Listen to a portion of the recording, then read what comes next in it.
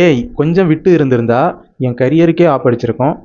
ரீசெண்டாக நானும் என் ஃப்ரெண்டும் டிஸ்கஸ் பண்ணிட்டு இருந்தப்போ என் ஃப்ரெண்டு கேட்டான், ஆட் ரன் பண்ணுறதுக்கு ad copy, creative, keyword research எல்லாமே ஏஐயே ரெடி பண்ணி கொடுக்குது. நான் ஏன் சொந்தமாக என் மண்டையை கசக்கி பிழிஞ்சு இதெல்லாம் பண்ணணும், ChatGPT யூஸ் பண்ணிட்டு போயிடலாமே அப்படின்னு கேட்டான். நான் இது வரைக்கும் ஒரு கேம்பெயின் கூட ப்ராக்டிக்கலாக கம்ப்ளீட்டாக ஏஐயை மட்டுமே வச்சு ஆட் ரன் பண்ணதில்லை. ஆனாலும் ஒரு ஏஐ டூலை எப்படி யூஸ் பண்ணணும்னு எனக்கு ரீசனபிளாக படுற விஷயத்த உங்களுக்கு ஷேர் பண்ணுறேன். நான் ஒரு ஏஐ டூலை ரிசர்ச் பண்ணுறதுக்காக யூஸ் பண்ணுவேன். ஆனால் அதை அப்படியே காப்பி பேஸ்ட் பண்ணுறதுக்காக யூஸ் பண்ண மாட்டேன். எனக்கு ஏகப்பட்ட ஐடியா என் மைண்டுக்குள்ளே ஓடிட்டு இருந்துச்சுன்னா அதை ப்ராப்பராக ஸ்ட்ரக்சர் பண்ணுறதுக்காக யூஸ் பண்ணுவேன். என்னோட தாட்டை ரீப்ளேஸ் பண்ணுறதுக்காக யூஸ் பண்ண மாட்டேன். ரிப்பீட்டட் டாஸ்க்கை ஆட்டோமேட் பண்ணுறதுக்காகவும் அதை ஆர்கனைஸ் பண்ணுறதுக்காகவும் யூஸ் பண்ணுவேன். ஸோ நான் என்ன சொல்ல வரேன்னா, நம்ம என்ன கேட்டாலும் ஏஐ ஆன்சர் பண்ணிடும். ஆனால் அதை ஒரு ஐடியாக்காக தான் வச்சுக்கணும். அதையே கம்ப்ளீட்டாக நம்ம நம்பக்கூடாது. இந்த எக்ஸலில் ஏஐயை நான் எதுக்கெல்லாம் யூஸ் பண்ணுவேன், அதை எப்படி ரியல் டைமில் அப்ளை பண்ணுவேன்னு டீட்டெயிலாக எக்ஸ்பிளைன் பண்ணியிருக்கேன்.